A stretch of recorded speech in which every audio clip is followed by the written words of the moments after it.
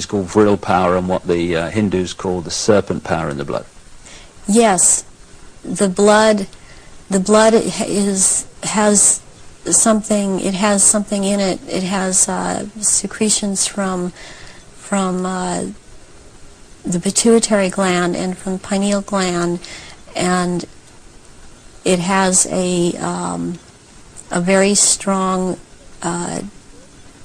drug in it that they also, I mean, this is the one that keeps them from going crazy, and it's like heroin or like endorphins, and it's much stronger. But what they need is, for it to be secreted in the blood, is they need terrorization of their victims before they are killed for their blood, or if a young woman is beginning to menstruate, they need the menstrual blood, and they have to terrorize them to get this to come out in the blood and be secreted in the blood. Is this the what other people have told me about, that at the point of great terror, like the point of sacrifice, there's an adrenaline that enters the bloodstream? Is this what they're looking for? Yes, that and this other element comes and secretes out through the blood. This all comes out through the blood at that time, and it's at that point they are actually staring into the eyes of the head of at some of these rituals, or at a reptilian. They are staring into the eyes of this person, and they're held. It's a hypnotic gaze these reptilians have, and it holds the victim in an absolute trance, in a trance of terror, and then they are killed at that moment as they are staring into their eyes. And not only do they can't hold their shape when this happens. The human shape they cannot hold. They go back into reptilian shape as this is happening, because it's like an animalistic type of excitement of the kill. And they oftentimes they will just rip into the victim and eviscerate them and start eating the flesh of this person too. And the fat from the intestinal area is highly valued, as they use it on their skin. And they drink the blood, and the blood is highly sought after, and it goes according also to rank within these creatures, as to who gets what when. And their sacrifices have increased in the last, it started increasing in the early 80s. The amount that they were doing is increased. And they use a lot of druidic holidays to do this, but they have other days too. They've mixed all of these satanic and what are called satanic holidays and druidic holidays, and in order to have these rituals, which ritual seems to be important to them, but they also use it in order to drink this blood. They seem to need more. Have you any idea why it's increased since the 80s? So there are changes going on in the earth. It seems they're not able to hold their shape like they once were able to, and people see them shapeshift more and more, and they need the blood to try and maintain it, to try and maintain their human form. I believe there's a time coming that because of what I've been told, when they are not going to bother having to hold that human shape as they had to before, and they want that time to come. It's almost upon us. So when you're talking about the fact that the veil is lifting on these reptilians so that people can see them far more easily and far more often, does this relate in any way to the fact that there is this desire to bring in this rigid structure, including microchipping and many other things, across the year 2000, which has become known as the New World Order? Is that coming in because it is known that the people are going to see what the game is and there has to be control of the people at that time? Yes, it's very connected. I started talking about the New World Order back in 1990, and I was very psychologically and physically affected so much by what was coming out. I wasn't watching television. I was not aware that certain individuals in this country, George Bush, were talking about the New World Order. I was talking about it because that is what was coming out, and knowing that the first time that inside of myself that I'd heard it was in conjunction with the Nazis, and that came from Mengele. And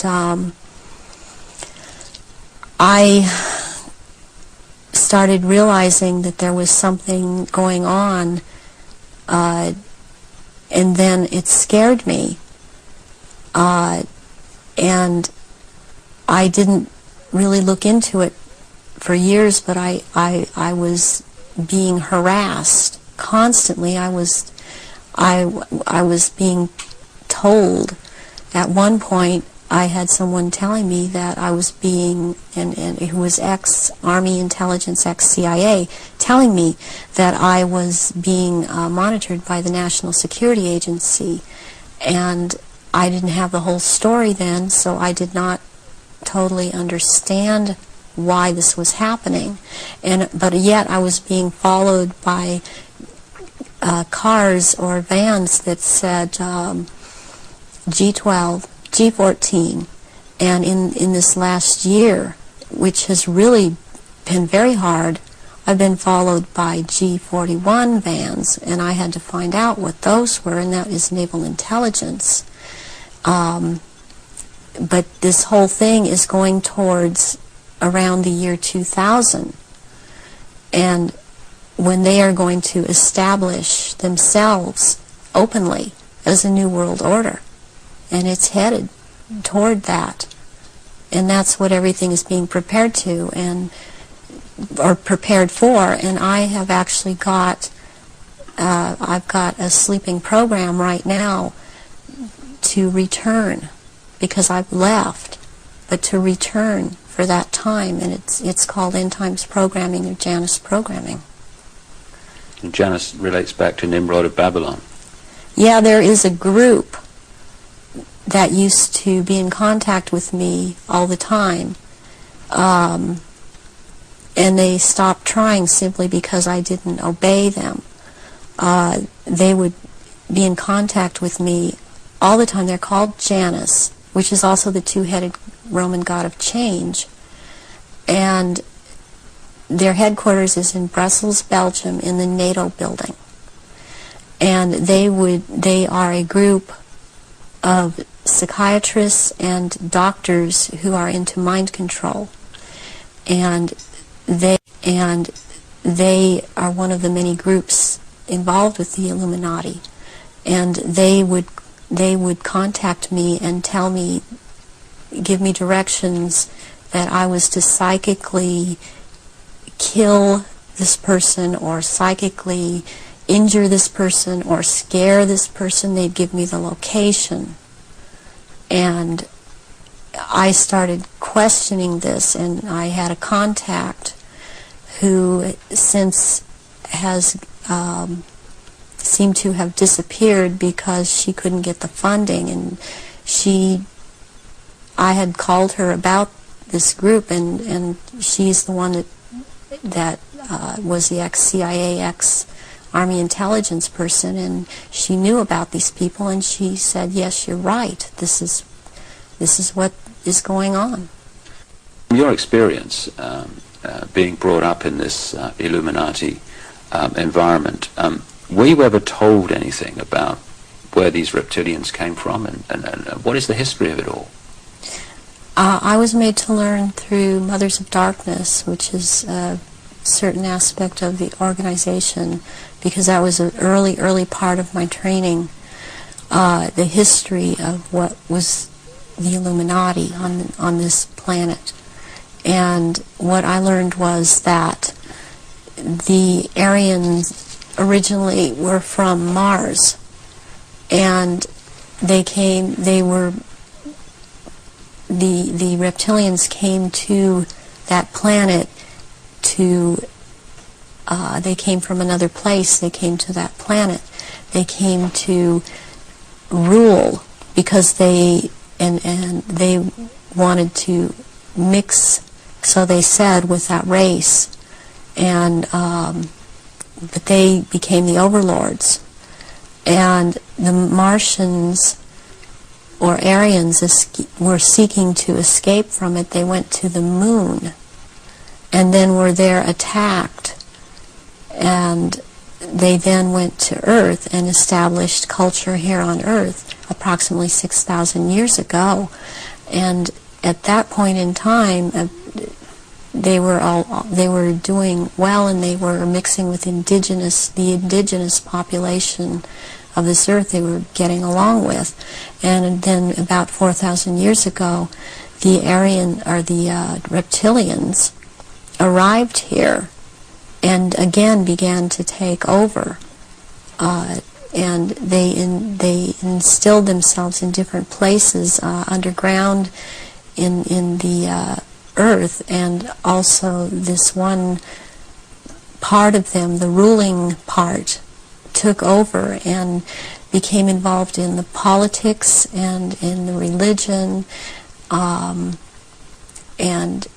started controlling through these means at that point in time, and using the gods and deities that were believed in on this planet, started infiltrating into that and becoming that, and things started, blood rituals started happening, and since that time, that is the way that it has been.